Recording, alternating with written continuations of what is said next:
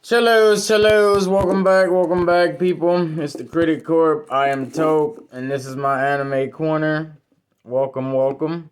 I'm here to give you guys a review today on that fucking Spy Family, um, episode 7 and 8.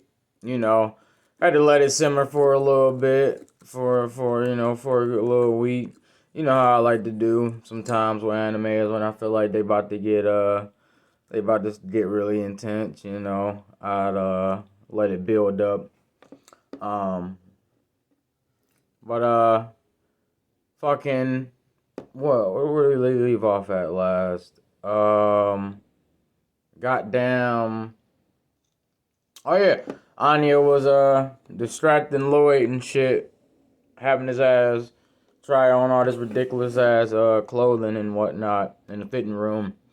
So Yor could put the words on this one assassin that she stumbled across as she was trying to get Oka and her son and the little fake ass husband um to goddamn another room for their safety and whatnot, because they pretty much been breached, they got figured out, and so everybody was on their ass. All the assassins were on their ass, but fucking Yor ends up having somewhat of some difficulties with the assassin, um given that she's never witnessed the type of weapon he was using before, and it kind of sent her into like a big fright, and she was scared. She was she was shaking in her boots. Her legs was getting heavy and shit. Fucking like literally.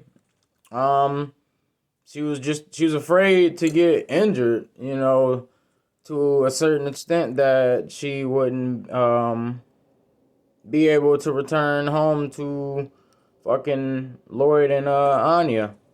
So that was like in the back of her mind the whole time as she was fighting this little weak ass assassin nigga. She ends up putting the words on his ass long but shortly, especially after Anya goddamn distracts the whole, because they were fighting in the midst of like of a crowd of people on the ship in the hallway and shit. So um Yor was kind of like on an alert for all the innocent people around. She didn't want to get them involved, get some innocent people hurt or get caught by Lloyd and Anya, in the act as the Thorn Princess and shit like that. But Anya came through, and cause she's a telepath, so she already knows her mama and shit. But she came through, fucking pretty much distracting the crowd, setting it up to where it seems like their whole fight is a circus act, and they're fucking a circus crew, and is they're not the people, the humans. I mean, not the humans, my dumbass. The civilians, normal civilians, are not in any harm and all that shit. And on like I said, giving her little dumbass mentality, she fucking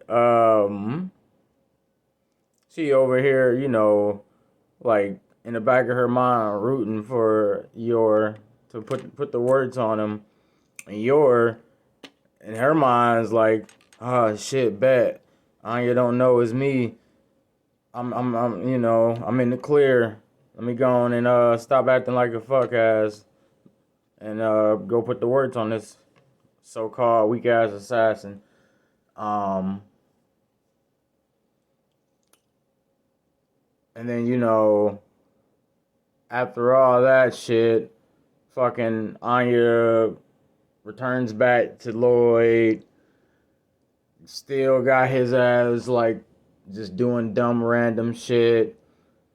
She's trying to get away from him in the midst of this episode of episode 7, and he's like she's struggling with trying to get away from his ass, sneak away from his ass to go fucking help Yor. And Lloyd's struggling, you know, with trying to actually be a father and have some fun and not just be that strict fucking spy that he's always is, hitman that he's always is, and whatnot, and you know, actually do some family type shit, you know, and it's just funny. It was funny as fuck because he's like really trying to please her, and she's just pissed, and she's like showing this dog ass just mean mug like, oh, I wish this fuck nigga would get the hint. I'm trying to get away from your ass, type of deal. And, you know, like I said, he thinks she hates him, and she hates the whole time her experience with him on this boat. But she just, you know, she just wants to go help fucking her mom. And get away from his ass. It's just funny. It's funny. This show is so funny and fucking action packed at the same time. I love it. I love it. It's a dog ass equal balance between like comedy and action. I love it. I fucking love it. Your, you know, she's still trying to proceed to fucking relocate they as Oka and her kid and shit. So she's struggling with that and with like her mixed emotions of you know, why she's so hesitant as being a Thorn Princess, you know, given that Lloyd and Anya is on the ship and shit. Normally she's not like that, you know, when she's just on a solo dolo, but knowing it in the back of her mind, knowing that Lloyd and Anya is on that ship, it just kind of it makes the job, the task the task at hand that she has a little bit more complicated than what it needs to be. Now, the goddamn shopkeeper, he cutting into her as like, you know, listen, bitch, you've been doing this shit for years. I don't know what the fuck is your problem, but get your head on straight and, you know, complete this mission, like, and you won't have no more worries. Like, what the fuck is the problem? Get on your P's and Q's. Like, what the hell? Like, it's fucking. It's a simple mission, you know. Protect and fucking, you know, deliver. Fuck, like, shit. What more else? Like, man. But like I said, she's making it more bigger deal than what it needs to be. Fucking. Now they got 4 hours left until the boat shows up that they're supposed to transfer Oka and her son over to. But the assassins, they're on their ass. They are on their ass. They like picking up their scents. They're like just scoping every single room out, all types of shit, bro. And this fucking is about to go down now. You know, especially that they know that it's it's coming close to her being the transfer of her into a new boat and whatnot. So they're starting to close in on like the whole ship.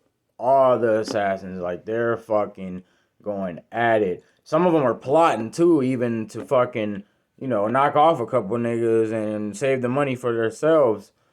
And it's like, man, this whole shit's about to like just be nuts. It's about to be a fucking big ass fiasco, like of just bloodshed, and that's what it ended up being, bro. Pure bloodshed between the goddamn assassins, Yor, and the shopkeeper. Like they ended up battling, duking it out on top of the deck. During the big ass fireworks, they used that shit to their advantage. Well, Yor and them tried to use it to their advantage to proceed to relocate and get to the next safe spot and whatnot. As time as time gets closer and closer to the boat appearing, and they get scoped out. They get scoped out quick. Like I said, the assassins are on their ass. They're every corner you turn. It's a fucking sniper that peeps her ass. Tries to shoot, misses, because, yours just that motherfucker. And goddamn pushes Oka and him out the way in just the nick of time. But, they end up getting ambushed by fucking all them niggas. All the goddamn assassins. And the shopkeeper ends up fucking goddamn getting behind the sniper at the very last minute, knocking his ass out, and then picks up the riot sniper rifle and start just taking heads left and right, bro, from afar. And that pretty much sets off Yor like, oh, bet. Like, I got my posse with me. Nah, we in good graces. I just need to get Oka and her baby to some form of safety so we can handle this business for real. And that's what they, ended up doing, getting them out of the way so they wouldn't get caught in the misfire. And Yor went dumb. She went dummy. Like, bro, this shit, it was brutal. I wouldn't say it was much as brutal as Invincible brutal, with like the beatings and the blood, but they showed some shit. For the way this anime was demonstrated and presented to us, season 1 and beginning of this season, it kind of gave off a little bit of a kid-friendly vibe, but with a little tad bit of adultness, wasn't too censored. It was censored just enough. But this episode,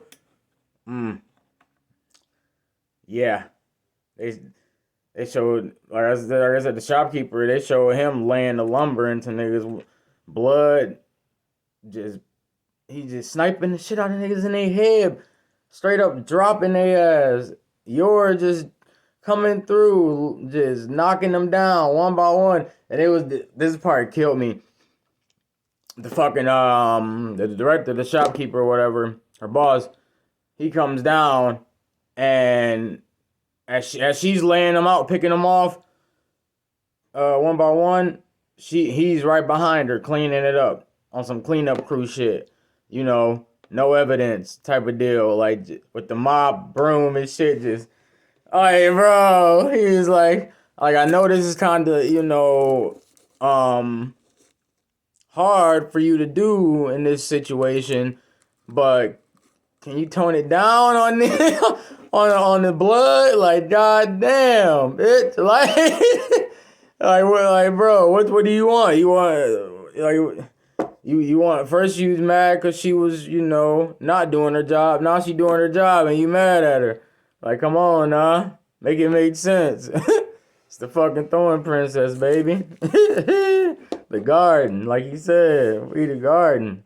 That's what he literally said. He was like, man, we the garden. Pretty much in a sense. We not about to get taken down so easily. Like, these fuck niggas got it twisted. Like, and that's what ended up happening, But goddamn, they get sideswiped by this like goddamn swordsman assassin dude with long hair, blonde hair. He was on some shit. I guess he was way more advanced than than all the other assassins they fucking didn't knock down, cause he gave the shopkeeper the words off of One Piece, and then started giving Yor the words, and he was giving her the words so bad she started to question her purpose. Her ass started to question her purpose and like what the fuck she's even doing, as far as like her job and like all this shit. What is she doing it for? Is she doing it for the money? Is she doing it for the country? Like, what the fuck? Cause the what's her name, Leonardo or whatever, Harpoon, the lead assassin dude or whatever, he starts getting in her head like, we can cut you off a little something, you don't gotta go out like the rest of them. We can make this work, baby girl, just join us. That's all I'm asking. Just join us and let us murk Oka and them. We call this a done deal. Break you off a little piece. You just like us. At the end of the day, what you doing this for? Put some food on your table. Put some money in your pockets. Like, come on now. And she, like I said, she started questioning herself. Like, no, like it's not right. I don't believe I'm just like y'all. I'm a little bit different. I'm a little bit more different than from y'all. Like y'all do this out of enjoyment. I do this for love and protection. And that's what she came to the realization of. She she initially did it to protect her brother, Yuri, and now that she's obtained this family, so-called family of hers, the Forgers, now she's doing it for the people, people she loved dearest in general, which is her brother, Yuri, Lloyd, Anya, fucking Bond, the goddamn dog, She did this, and she's doing this for pure just love and protection. Yeah, the money's there, that's great, that's a bonus, but that wasn't really her main priority out of the shit. So, she gets up, snaps out of it, fucking breaks this nigga's sword with her hand, fucking stops the head assassin dude, Harpoon or whatever, with one of her thorn needles. Stops him in his tracks, flicks that shit at his ass as he proceeds to walk to where they're held at, and hiding. This little deep hole of a little room. I don't even know what to call it, but that's where they're hiding at in this whole mist of things. But yeah, she gets up and goddamn says, you know what? No, I ain't going out like that. I'm gonna fight no matter what. Even even if I'm supposed to die now or later, I'm gonna fight regardless. And gives that swordsman a dog ass kick down. Kick this face down to the ground. Like, oh my, they showed it twice from like different angles. Like, man, that was that was pretty brutal itself too. But yeah, that's how that ended pretty much. I can't wait for next week. So stay tuned for that. I'm gonna be dropping that as soon as it comes out, type of deal. I ain't gonna wait and let it simmer. Don't worry. Um, leave some comments. Let me know what you guys thought about this one. Like and subscribe. Support the motherfucking corp. And I'll be back later for another review. So stay tuned for that. Toodles.